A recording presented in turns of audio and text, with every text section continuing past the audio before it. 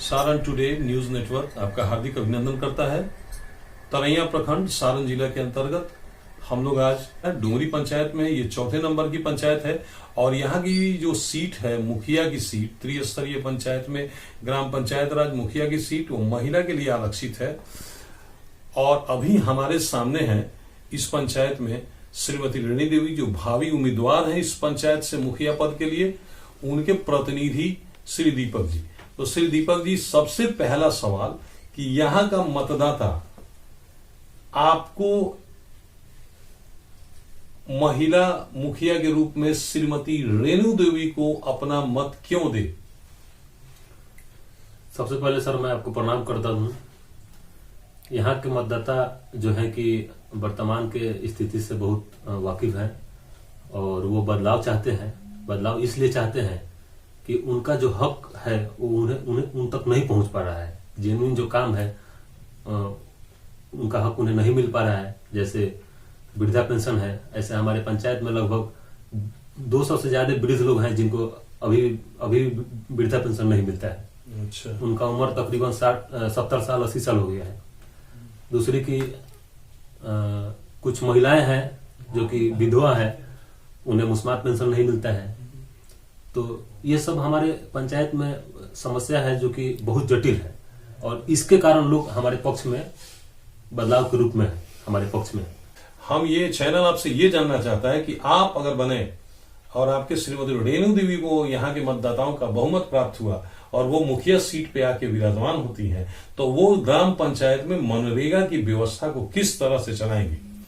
Sir मैं ward wise आम सभा लगवाऊंगा और सारे लोगों के, सारे धर्म जात समुदाय के लोगों को एकत्रित करके और आम सभा लगा करके जो भी उस कैटेगरी लायक होंगे उनका जॉब कार्ड बनेगा और वो काम करेंगे और बेहतर काम होगा और पूरा खाता, पूरा सिस्टम हमारा पारदर्शी होगा।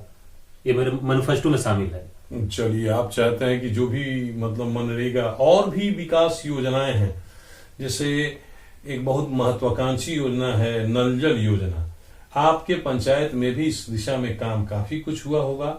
तो नल जल योजना के साथ साथ एक बड़ी अजीबोगरीब समस्या है, बेहद शर्मनाक है। आज भी हमारे घरों में लोग शौच के लिए खुले में जाते हैं। ये एक समस्या है और ये समस्या कुछ इस तरह है कि कईयों के घरों में शौचालय है फिर भी वो खुले में शौच जाते हैं। तो इस संबंध में बहुत सी अनियमितता की भी बातें हैं कि पैसे वगैरह की लेन देन की बात हुई है, तो उनको छोड़ा जाए।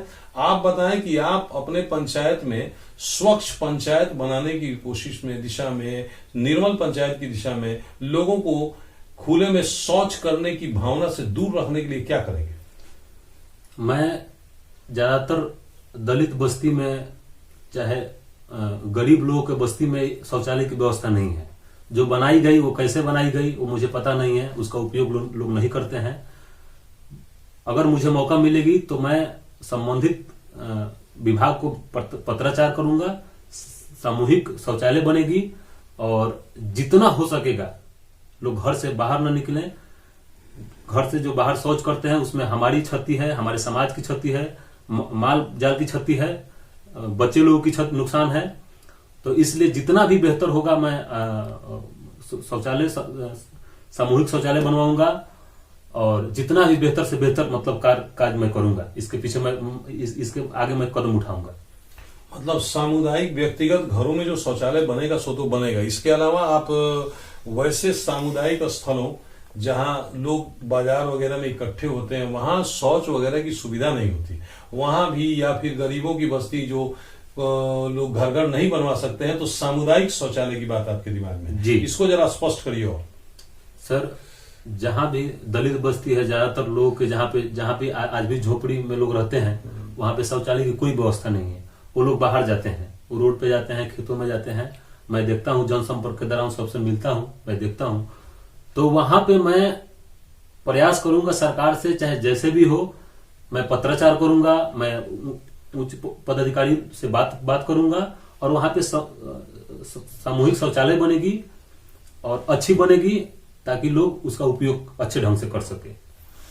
चलिए, ये बात हो गई। अब आपके पंचायत में सड़कों की क्या स्थिति है, सड़कों के बारे में बताएंगे। सड़कें आप इस पंचायत के हैं, बतौर अब प्रतिनिधि घूम रहे हैं, तो सड़कों की दिशा में आपने चिन्हित किया है कि सड़कों की दशा अच्छी है और उसमें कुछ करने की आवश्यकता है। सड़कों की दशा सर, हमारे पास कुछ वीडियो है जो सड़क मनरेगा से बनी हुई है, उसका कुछ मेरे पास वीडियो है जो कि जिसका निर्माण 1 इंच से ज्यादा नहीं किया गया है। और रही बात जो कि बिहार सरकार से सड़क बनती है, भारत सरकार से बनती है, वो तो हमारे अंडर में नहीं है, उसके लिए तो हम कुछ नहीं कर सकते हैं। लेकिन जो बनी हुई है, जो हम देख रहे हैं, उसके खिलाफ में मैं आवाज उठाऊंगा। एक सवाल बहुत क्लियर कट समझ लें दीपक जी, क्योंकि आप प्रतिनिधि के रूप में जा रहे हैं क्षेत्र में, तो अगर सरकार सड़क बिहार सरकार बनवाए या प्रधानमंत्री ग्राम सड़क योजना से सड़क बने, वहां के नागरिक और आप तो प्रतिनिधि होंगे, अगर यहाँ बहुमत आपको मिलता है, प्रत्येक व्यक्ति को उस योजना के मद में जानने का अधिकार है और गुणवत्ता का पालन हो, अच्छी सड़क बने, उसकी एक आयु निश्चित की जाती है कि इतने वर्ष तक की सड़क बन रही है। तो ये किस तरह से आप सुनिश्चित करेंगे? सर, हमारे पास मतलब जितने भी सड़क बनती है, चाहे बन रही है, हमारे पास तो सबसे पहले है कि आम सभा नहीं लगता है। कोई आम सभा नहीं लगता है। जिसको जहां मर्जी होता है, जो मर्जी होता है बनवाते हैं, कोई रोकने नहीं जाता है, कोई टोकने नहीं जाता है। बीच में हम रोके भी थे, झंझट भी हुआ था, हालांकि उससे कोई ये नहीं है। लेकिन हमें जब सत्ता मिलेगी, लोग हमारे ऊपर भरोसा करेंगे, तो हर चीज का विकास होगा और अच्छा काम होगा, निश्चित अच्छा होगा। अभी भी ये सूचनाएं आम हैं कि सीधे सीधे कभी नाम हुआ करता था इंदिरा आवास, आज भी हम लोग उसको इंदिरा आवास के नाम से ही जानते हैं, लेकिन अब वो प्रधानमंत्री आवास बन चुका है, उसका नाम बदल चुका है। और अभी भी ये शिकायतें तमाम हैं कि लाभुकों के खाते में सीधे पैसे दिए जाने के बावजूद सरकार सीधे उनके खाते में पैसे देती है, तो भी बिचौलिए बीच में से कुछ न कुछ जाके उनसे हमने ये करवाया, हमने वो करवाया, ऐसे करके पैसे वसूल लेते हैं। तो ये व्यवस्था आपके पंचायत में भी होगी, इसको सुधारने के लिए आप क्या करेंगे? सर, हमें जब सत्ता मिलेगी, जब लोग मुझे मौका देंगे, तो आप प्रधानमंत्री आवास योजना के लिए आवास सहायक नियुक्त किया गया है। उनका काम है गली गली जा करके, हर गांव में, हर घर घूम करके देखना कि किसका घर झोपड़ी का है, किसका करकट का है, किसका खपरेल का है। लेकिन हमारे पंचायत के आवास सहायक को हमारे पंचायत के एक भी मतदाता या एक भी नागरिक नहीं जानते हैं कि कौन। हमें जब मौका मिलेगी तो हम नहीं जाएंगे, हम साथ में रहेंगे उनके, लेकिन वही चिन्हित करेंगे और जिनका मकान नहीं है उनको ही मकान मिलेगा। अभी हमारे पंचायत में लगभग 500 लोगों को खाता खुलवाया गया है इंदिरा आवास कहिए या प्रधानमंत्री आवास योजना के नाम पे, जबकि प्रधानमंत्री आवास योजना के नाम पे कोई भी खाता नहीं खुलता है। आपके पास में कोई भी सरकारी बैंक का खाता है, चाहे कोई भी बैंक का हो, उस खाता में आपका पैसा आ सकता है। लेकिन वर्तमान की सरकार और पूर्व की सरकार कहें, पंचायती राज का जो सरकार है, वह अपने पास अपने द्वारा अपने संबंधित बैंक में वो खाता खुलवाते हैं, वो खाता अपने पास रखते हैं और क्या करते हैं लोग, वो समाज जानती है, हम भी जानते हैं सर, कुछ हद तक आप भी जानते होंगे। जब हमें मौका मिलेगी तो ऐसा कुछ नहीं होगा। आवास सहायक घूमेंगे गली गली में, हम उनके साथ में रहेंगे, आम सभा लगेगी और जिनको मकान नहीं है उन्हीं को मकान मिलेगा, बेशक वो हमारे साथ रहे या हमारे विरोध में। चलिए, ये बड़ी अच्छी बात है कि आप चाहते हैं कि उनका ही चयन किया जाए जिनको जो आवास विहीन है और उनका ही आवास बने जी, और उनका पैसा सीधे उनके खाते में जाए, उसमें बंदरबाट ना हो। चलिए, बहुत बहुत शुभकामनाएं ये चैनल आपको देता है कि अच्छे विचारों के साथ परिवर्तन की बात सोचते हुए आप आए।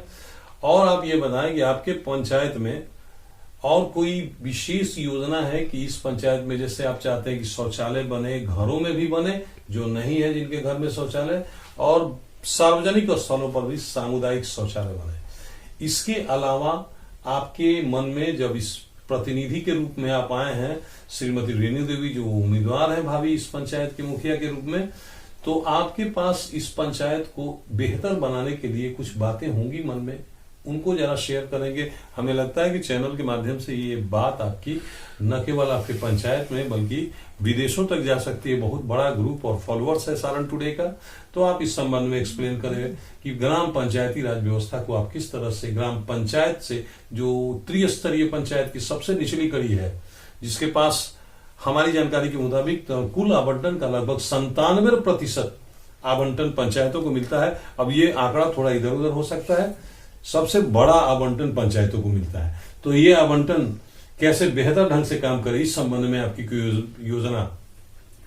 सर, अभी भी मनरेगा में आपको बता रहे हैं कि 19 कैटेगरी में काम होता है, लगभग जहां तक मुझे जानकारी है। अभी 20 साल में, लगभग 15 साल में, 2005 के बाद ही मनरेगा शुरू हुआ था। 15 साल में 10 कैटेगरी में ही काम हुआ है। फिर भी मनरेगा में जेसीबी से काम होता है? जी होता है, लेकिन हमें जो मौका मिलेगी तो ऐसा नहीं होगा। आपको जो निश्चित नहीं होगा, ऐसा नहीं होगा। चलिए, और जो भी कैटेगरी बाकी है, जैसे बच्चों के लिए प्ले ग्राउंड, हेचरी का काम करना, साफ सफाई का काम करना, और भी सारे बहुत सारे चीज है। एक भी ऐसा कैटेगरी नहीं है जिसको मैं मतलब मेरे द्वारा वंचित नहीं रहेगा। हर कैटेगरी में काम होगा, अच्छा से काम होगा, बेहतर काम होगा, आम सभा लगाकर काम होगा और निश्चित होगा। पिछली बार सरकार ने कई सुधार किए हैं ग्राम पंचायती राज व्यवस्था के कार्यान्वयन में, जिसमें ग्राम सभा बड़े पैमाने पे हो जाती है। इसके लिए वार्ड सभा को तय किया गया कि हर वार्ड अपने क्षेत्र में, अपने वार्ड में, अपने विकास योजनाओं में देखे जो वंचित है, जहां सदैव गली योजना है, नाली योजना है, ताकि पानी जल जमाव ना हो, मच्छर ना हो, संक्रामक रोग ना फैले। इस तरह से वार्ड की सभा की, तो वार्ड में जो आपके साथ साथ आपके वार्ड के सदस्य भी निर्वाचित होंगे। एक बड़ा सवाल आपके समक्ष, आप इतने दिन से प्रयासरत हैं एक सामाजिक कार्यकर्ता के रूप में। कई समितियां गठित होती हैं ग्राम पंचायत के अधीन, तो इस तरह की समितियों की जानकारी शायद पंचायत के पंजियों तक ही सीमित रहती है, हम लोग जान नहीं पाते। इसके संबंध में स्पष्ट करेंगे। अभी हमारे पंचायत में वार्ड का सचिव कौन है यह लोगों को पता नहीं था। कब आम सभा लगा, कब नियुक्ति किया गया, हम आरटीआई लगाए, उसके तहत मुझे जानकारी मिली हमारे 15 नंबर वार्ड में वर्तमान मुखिया जो सचिव बना है वह पूर्व मुखिया का पुत्र है। कैसे वो लोग बनाया है, क्या उन लोगों के बीच में संबंध है, वो मुझे पता नहीं, लेकिन यह आरटीआई से खुलासा हुआ। सदस्य कौन है, यह आरटीआई से खुलासा हुआ। कहीं आम सभा नहीं न लगा है और किसी को पता भी नहीं था। लेकिन आरटीआई की रिपोर्ट जब मुझे सूचना के अधिकार का तब जब मुझे मिला, तब लोगों को जानकारी हुआ कि हमारे सचिव फलाने हैं। ऐसा तो बिल्कुल नहीं होना चाहिए। अच्छा, ठीक है, ये तो बतौर अगर आपकी श्रीमती रेणु देवी इस पद पे निर्वाचित होती हैं तो आप क्या इसी तरह पत्राचार करते रहेंगे, विभागीय से जानकारियां लेते रहेंगे, या अपने तरीके से ग्राम पंचायत के लोगों की इच्छाओं के अनुरूप काम करेंगे? मैं अपने तरीके से, और जो भी काम होगा वह आम सभा लगाकर होगा, पहल करके ही होगा। कोई भी काम आम सभा से ही होगा और पहल करके भी होगा। विकास योजनाओं में कहीं अगर कुछ बना, कोई निर्माण हुआ, चाहे वो सड़क निर्माण हो या किसी भी स्तर का निर्माण हो, तो उस निर्माण का एक आवंटन होता है कि कितना उसका प्रकलन बनता है, आवंटन होता है, मानक तय किए जाते हैं, उसके अनुसार काम किया जाता है। आम आदमी को इसकी जानकारी नहीं हो पाती है। अगर आप कि श्रीमती रेणु देवी इस पंचायत पे निर्वाचित होते हैं, मतदाताओं का बहुमत उन्हें मिलता है, तो आप इस समस्या को किस कदर से संचालित करेंगे? क्या आप भी उसी प्रक्रिया को अपनाएंगे या आप उस प्रक्रिया को बदलेंगे?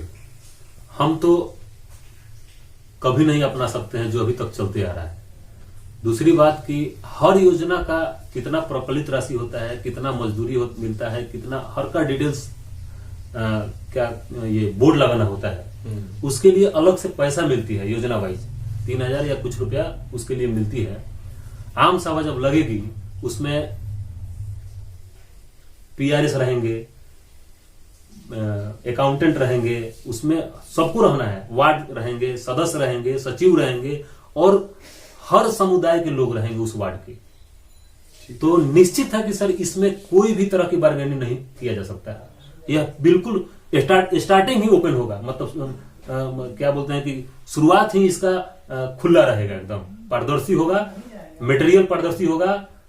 लोग जानेंगे कि हमारा योजना कितने रुपए की है, लोग जानेंगे कितना मटेरियल आया, कितना का मटेरियल आया, कैसा काम हुआ। जानते तो लोग आज भी हैं, लेकिन कहीं भी निर्माण हो जाता है तो निर्माण हो जाने के बाद पे बोर्ड पे वो लिखा रहता है, उससे लोग जानते हैं।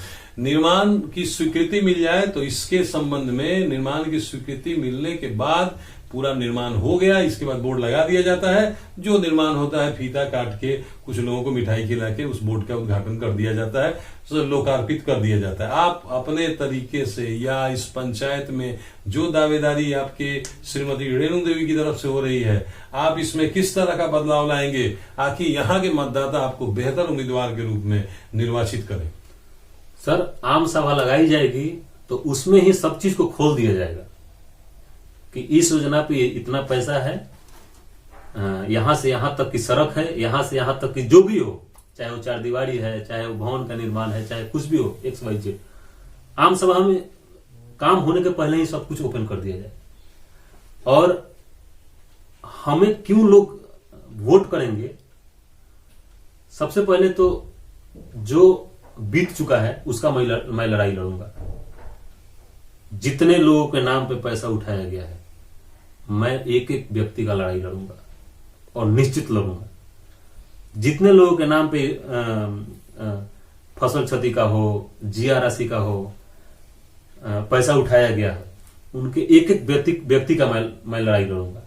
और दूसरी, हमारे साथ में रहने वाले जो भी व्यक्ति हैं, अगर वो किसी से कोई उनको डराता है और धमकाता है, तो मैं रहूं या ना रहूं, मुझे सत्ता मिले या ना मिले, पूरी जीवन में उनके साथ रहूंगा। मुझे लगता है कि थोड़ा सा विषयांतर हो रहा है कि आप पंचायत के प्रतिनिधि के रूप में हैं, तो आप पुरानी लड़ाइयां लड़ते रहेंगे या विकास की कोई नई कहानी भी लिखेंगे?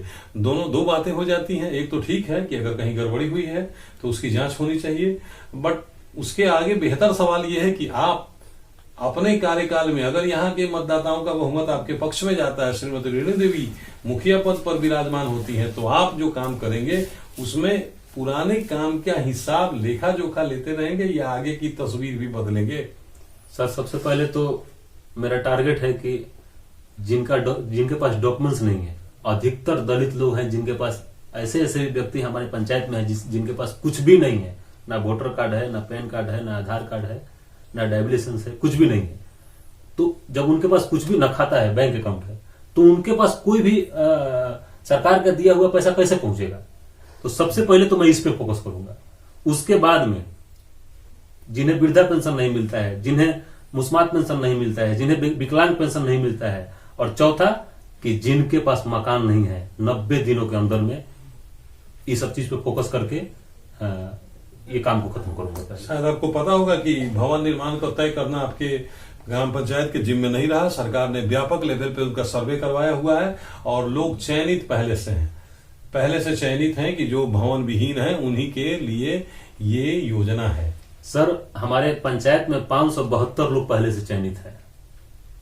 अब एक सवाल मैं आपसे करता हूं सर कि 572 लोगों में हमारे पंचायत के वैसे 10 व्यक्ति हो, मात्र 10 व्यक्ति जिनके जो आज भी तिरपाल टांग के चकिया में एक लेडी है, उसरी में है, मैं घूम रहा हूं, देख रहा हूं, अगर उनका नाम ना हो तो क्या 572 लोगों में ही मिलेगा? इस संबंध तो सबसे पहले मैं उन लोगों के लिए चाहे संबंधित पदाधिकारी से पत्राचार करना पड़े, उनसे बात करना पड़े, उनके यहां तक जाना पड़े, पहले उन्हीं का बनेगा, उसके बाद ही बेशक उनका सूची में नाम हो, अन्यथा न हो।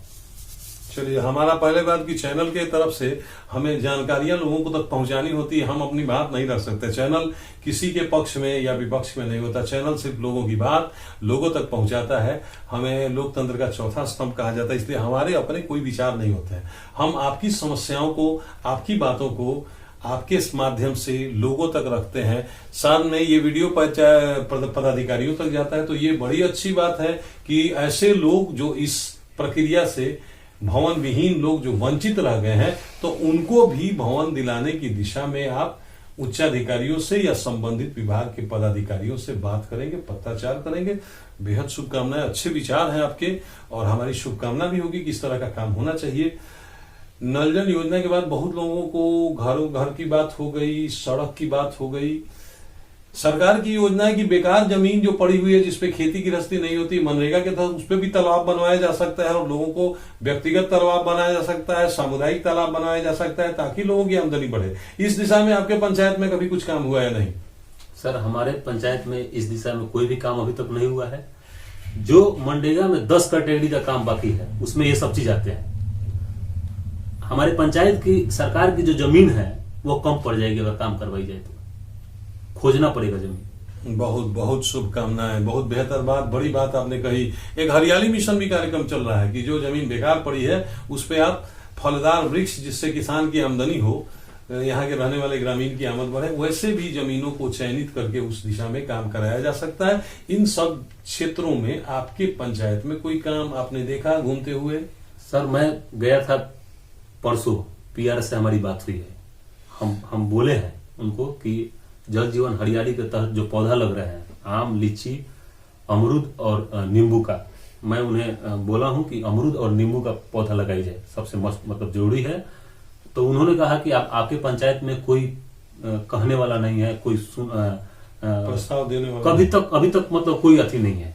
दूसरे पंचायत में लग रहा है, उसका वेरिफिकेशन करना है। 10 कट्ठा में 1 यूनिट लगता है, 1 यूनिट में 200 पेड़ लगते हैं। उसमें 1500 या 1600 रुपया मंथली मिलता है, वो 5 साल तक मिलेगा किसानों को। परसों हमारी पीआर से बात हुई है, वो मुझे आश्वासन दिए हैं 10-15 यूनिट लगाने का। हाँ, फिर मैं बात करूंगा जितना ज्यादा से ज्यादा यूनिट लगे हमारे पंचायत में। एक बड़ी समस्या है गांव में रोजगार की। आप युवा हैं और जाहिर है कि आपके पास युवाओं की फौज होगी, आप दिखते भी हैं युवाओं के साथ घूमते हुए, अभी भी आपके इर्द गिर्द युवा लोग दिख रहे हैं। तो इन युवाओं को उनके जीवन यापन के लिए कुछ फसल, हम सर सबसे पहले व्यवसायिक फसल को प्रोत्साहन देंगे। संबंधित कृषि सलाहकार हो या फिर विशेषज्ञ हो, उनको पत्राचार करेंगे कि आए हमारे पंचायत में, गांव वाइज सबको ट्रेनिंग दे, ताकि तरह तरह की फसलें लगे और उससे लोगों को रोजगार मिले। दूसरी की अभी बहुत सारा है, सरकार भी सहयोग करती है, उसमें अनुदान भी देती है। जैसे आपको ऑटो वगैरह पे अनुदान मिल रहा है, मुद्रा लोन मिल रहा है, मछली पालन पे मिल रहा है, मुर्गी पालन पे मिल रहा है, बकरी पालन पे मिल रहा है। उस सब पे काम किया जाएगा और नौजवानों को एकत्रित किया जाएगा, ताकि समाज में जितना हो सके विकास हो और नौजवान लोग एकजुट होकर रहें। चलिए, बहुत बेहतर। युवा हैं दीपक जी, और ये प्रतिनिधि के रूप में बात कर रहे हैं श्रीमती रेणु देवी के तरफ से। ये डुमरी पंचायत के भावी मुखिया प्रत्याशी की ओर से उन्होंने अपने विकास की अपनी अवधारणा रखी, लोगों को लेके साथ चल के विकास करने की बात, हर चीज पारदर्शी करने की बात। बहुत कुछ संसाधन उपलब्ध है आप लोगों के पास, आज आप सब लोग उससे ज्यादा बेहतर जानने लगे हैं। युवा लोग खासतौर, सबके पास एंड्रॉयड सेट्स है, सोशल मीडिया एक बहुत बड़ा प्लेटफॉर्म है। तो इस तरह से इसका भी इस्तेमाल कुछ किया जा सकता है ग्राम पंचायतों के विकास में, या नहीं?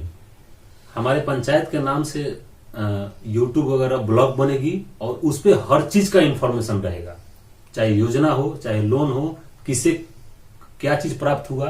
अगर एक किसी व्यक्ति को वृद्धा पेंशन पास करवाया गया, वो भी उसके ऊपर प्रदर्शित किया जाएगा कि इनका ये काम किया गया। चलिए, सोशल मीडिया का इस्तेमाल करेंगे और उस पर सारी योजनाओं को पारदर्शी बना देंगे। अब आप जा रहे हैं, बड़ी लड़ाई लड़नी है। 24 अक्टूबर को 5वें चरण में इस प्रखंड में पंचायत के सभी मतदाता, लगभग एक मतदाता 6 व्यक्तियों को, उम्मीदवारों को चयनित करेगा, वार्ड से लेके जिला परिषद तक। आप अपने मतदाताओं से अपने श्रीमती रेणु देवी के प्रतिनिधि के रूप में क्या अपील करेंगे, क्या कहना चाहेंगे? सर, मैं कहना चाहूंगा डुमरी पंचायत के सभी मतदाताओं से, बड़े बुजुर्गों से, कि वह जात पात, धर्म, समुदाय, मजहब, हर चीज को भूल करके एक नया पंचायत का निर्माण करें। मेरे ऊपर भरोसा करें। मैं निश्चित रूप से सच्चाई पे उतरूंगा। ये मेरे अंदर में एक गॉड्स है, अपने आप में एक ये भरोसा है मुझे अपने आप के ऊपर। और मैं अपील करता हूं सब लोग हमारे पक्ष में मतदान करें। सत्ता में आने के बाद कौन मेरे साथ में है, कौन मेरे साथ नहीं है, वो चीज को दरकिनार करते हुए मैं काम करूंगा। मैं सभी पंचायत वासियों से अपील करता हूं। चलिए भाई, उड़ान हौसले से होती है, इनके हौसले काफी बुलंद हैं और इन बुलंद हौसलों को दरकार है 24 अक्टूबर के बहुमत की, जब मतदाता डुमरी पंचायत के तय करेंगे कि यहाँ के मुखिया के पद पर कौन निर्वाचित होगा। बहुत बहुत धन्यवाद आपका सारण टुडे न्यूज नेटवर्क की। धन्यवाद।